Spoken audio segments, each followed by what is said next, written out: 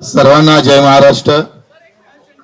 छत्रपती शिवाजी महाराज, महात्मा ज्योतिबा फुले, पूज्य बाबासाहेब आंबेडकर, अहिल्यादेवी होळकर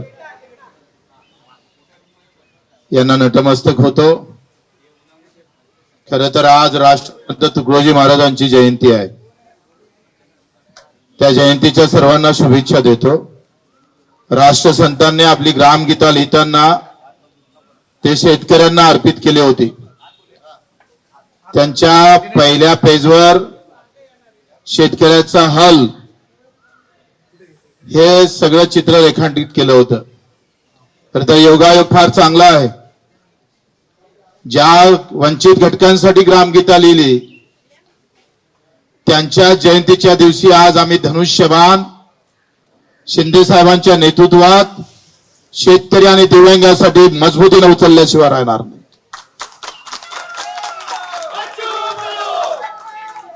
जिथं आहे तिथं प्रामाणिकपणे तेवढ्याच ताकदीने राजकारणात आता आमचा इथून इकडे प्रवास शिंदे साहेबांच्या नेतृत्वात शिवसेनेत राहणार आहे.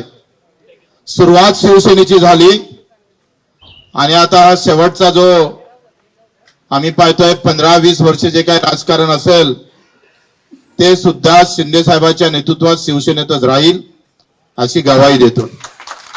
निवड आमदारकीच्या पदासाठी नाही तर मुद्द्याची लढाई अधिक मजबूत झाली पाहिजे. शिंदे साहेबांचा स्वभाव सेवाभावी आहे. रात्री 2 वाजता सुद्धा वर्षा बंगल्याचे दार उघडे होते. देशातला ऐतिहासिक निर्णय तर दिव्यांग मंत्रालय देण्याचं काम केलं. कर्जमाफीमध्ये घेतलेला मोठा पुढाकार निश्चितच शेतकऱ्यांना दिलासा देणारा आहे. आणि म्हणून निवड पद नाही तर विचार जुळणं महत्वाचे असतं आणि विचारासोबत कर्तृत्व महत्वाचं असतं. त्या दोनही गोष्टी आम्ही शिंदे साहेबांमध्ये पाहतो.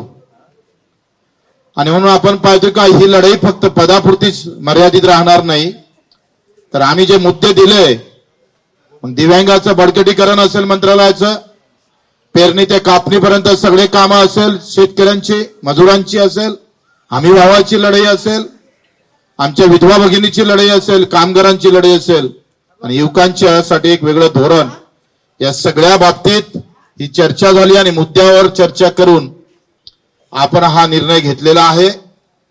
प्रहार एक सामाजिक संघटना म्हणून पावलं टाकन पण राजकारण मात्र शिवसेनेचं मजबूत केल्याशिवाय आम्ही स्वस्थ बसणार नाही. या महाराष्ट्राच्या कानाकोपऱ्यात जिथं जिथं उभं करता येईल शिवसैनिक उभा करू आणि तो शेतकऱ्यांसाठी, खऱ्या अर्थानं मजुरांसाठी, वंचितांसाठी आणि अधिक दृढ सेवेसाठी जो छत्रपती शिवरायानं जो विचार ठेवला होता, आखरी हे राज्य रयतेचं आहे. ते रयतेचं राज्य पुन्हा निर्माण व्हावं आणि त्या सर्वोच्च गादीवर पुन्हा आम्हाला शिंदे साहेब दिसावं यासाठीच आमचे प्रयत्न राहणार आहे. म्हणून मी आपले आभारही मानतो शिंदे साहेबांचे. आखरी त्यांच्या नावाचा नाथ आहे आणि अनाथांचे ते नाथ पण आहे. तोच एक विचार घेऊन आम्हाला समोर जायचा आहे. मी आपले मनपूर्वक आभार मानतोय. फक्त आम्ही पाहतोय आमदारकीची साठी नव्हे तर हे जे मुद्दे आहेत ते आता मोठ्या शिवसेनेच्या हाती जावं आणि हा अजेंडा आम्ही पाहतोय भगवा झेंडा घेऊन राबवणार आहोत. तो अजेंडा प्रहारचा पांढरा झेंडा घेऊन राबवत होतोय. आता झेंडा बदलला जरी असला तरी अजेंडा मात्र कायम आहे, लक्षात ठेवा. आणि तोच अजेंडा घेऊन आपण समोर जाऊ. जी सावंतजी असेल यांनी फार आमच्यासाठी सगळं मेहनत केली. आमचे एकनाथजी शिंदे यांनी खरं तर माझ्यासारख्या एका कार्यकर्त्याला समजून घेतलं.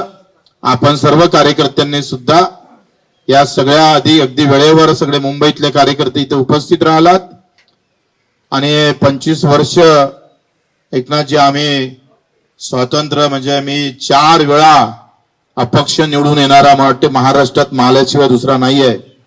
कोणत्याही मोठ्या पक्षाचं पाठबळ नसताना आम्ही ही आतापर्यंत हे सगळं काम सांभाळलं. आता अधिक ते जोमानं आपण सांभाळू. आपण सर्वांचं मी कार्यकर्त्यांचे आभार मानतो. अतिशय प्रामाणिकपणे जिथं राहिलं तिथं प्रामाणिकपणे काम करू, अतिशय प्रामाणिकपणे समोर जाऊ. सर्व कार्यकर्त्यांनी जे मेहनत घेतली सगळ्यांचं नाव घेतलं तर अधिक रागरूग नको म्हणून नाव घेत नाही. आपल्या सर्वांचे आभार मानून इथे खास करून मीडिया तुमच्या सूत्रानंच हे सगळे सूत्र हलवले. ते सूत्र अजूनही आम्हाला गवसले नाही, पण तुम्ही आम्हाला वारंवार म्हणजे 4-5 दिवसापासून फक्त मीडियावर बच्चू कडू आणि शिवसेना एकनाथजी एवढंच होतं आणि असं वाटलं का नाही फक्त एकच निवडणूक होत आहे का आमदारकीची. म्हणून मीडियाचे पण आभार, धन्यवाद देतो आणि ते 2 शब्द संपवतो.